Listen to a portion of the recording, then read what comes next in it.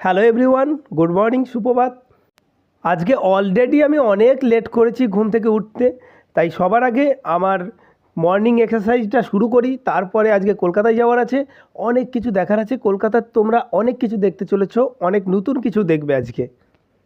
First time আজকে আমি যোগা করব, তাই আমি আমার দিনের শুরুটা একটা যোগা দিয়ে শুরু করলাম। আজকে কিন্তু 1 ঘন্টা করতে পারিনি, 40 মিনিট করেছিলাম। আর 40 মিনিট যোগা করে নিজের শরীরটা অনেকটা হালকা মনে হচ্ছে, অনেকটা। প্রত্যেক দিন 1 ঘন্টা দেব, এই চ্যালেঞ্জ কিন্তু আমার আছে। প্রত্যেক দিন everyday I want to try to give 1 hour for myself. Kolkata ঘোরার জার্নিটা এখান থেকেই শুরু করলাম। অ্যাকচুয়ালি আমি ডিউটিতেই গিয়েছিলাম। আর একটা কথা বলি, আমি বারবার বলি, 1 ঘন্টা সকালে তোমরা নিজেকে দেওয়ার চেষ্টা করো। তুমি 15টা মিনিট নিজেকে দেওয়ার চেষ্টা করো, দেখবে সেটা তোমার নিজের হয়েই থেকে যাবে। যাই হোক, আমরা ভিআইপি গেট দিয়ে ঢুকে পড়েছিলাম, কারণ সেকেন্ড ব্রিজে যাব। সেকেন্ড ব্রিজে যাওয়ার আগে টোল, এখানে তো আমাদের টোল লাগবে না, কারণ আমরা ভিআইপি গেটে ঢুকেছি। আমাদের পুলিশের ভ্যান ছিল, তাই আমরা ভিআইপি গেট দিয়েই যাই। এবার আমাদের লক্ষ্য হচ্ছে ফার্স্ট টাইম আমরা দেখব সেকেন্ড ব্রিজ। অনেকজন ঘুরিয়ে ফেলে, সেকেন্ড ব্রিজ মানে হচ্ছে বিদ্যাসাগর সেতু, হাওড়া ব্রিজ নয়, কিন্তু এটা হচ্ছে সেকেন্ড ব্রিজ। হাওড়া ব্রিজের বিকল্প হয় না, কিন্তু কেউ যদি মনে করে যে আমি জ্যাম ছাড়া যাব, তাহলে এই ব্রিজটাই তার জন্য উপযুক্ত। খুব সুন্দর, এবং এত সুন্দর আর্কিটেকচার, এত সুন্দরভাবে বানানো। পাইপগুলো দূর থেকে দেখলে মনে হয় যেন সরু সরু তার, কিন্তু এগুলো মোটা মোটা পাইপ। অনেকেই দেখেছো যারা কলকাতায় এসছো, কিন্তু আমি আবারও নতুন করে দেখাচ্ছি তোমাদের বর্তমানে কি রয়েছে, কীরকম পরিস্থিতি। অনেক সময় অনেকজন আসে, এই ব্রিজ কিন্তু প্রায় বন্ধ থাকে, কারণ কাজ চলতেই থাকে। তোমরা একটা জিনিস খেয়াল করেছো কি? আকাশটা দেখো কি সুন্দর, কত সুন্দর। এই সময় দার্জিলিং যখন ছিলাম তখন দেখতাম আকাশটা এত সুন্দর। এখানেও কিন্তু কম নয়। আমরা সারাদিনের মধ্যে এত কাজ করি, কিন্তু প্রকৃতিটাকে খুব সুন্দরভাবে দেখতে পারি না।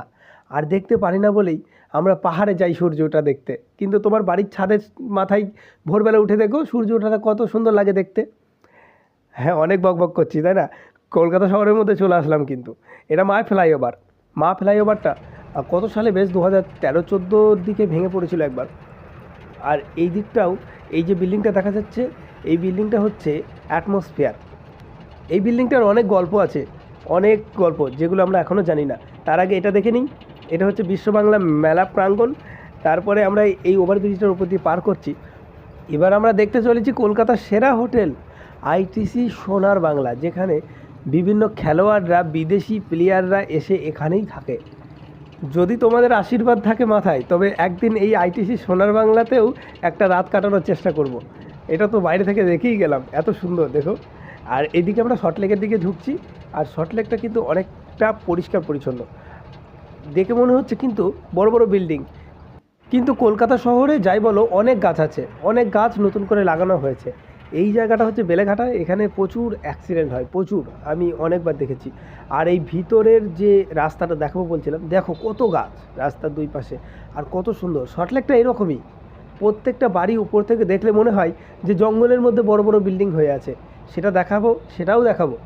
তার জন্য একটুখানি তো অপেক্ষা করতেই হবে, ওটাও আসছে ভিডিওতে।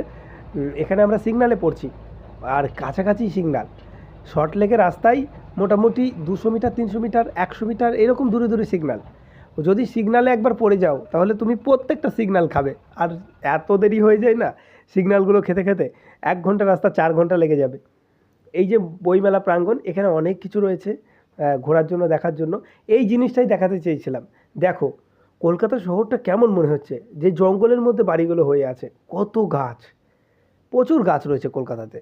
বিল্ডিং তো অবশ্যই রয়েছে, মানুষও রয়েছে, আর গাছও রয়েছে। এই জন্যই তো আমি এত ভালোবাসি কলকাতাকে। আর এই বিল্ডিংটার রহস্য আমি আর একটা ভিডিওতে জানাবো, এই বিল্ডিংটার কি আছে, কি রহস্য। আমি একদিন যাওয়ার চেষ্টা করবো ওখানে। এটা কিন্তু সায়েন্স সিটির একদম পাশে।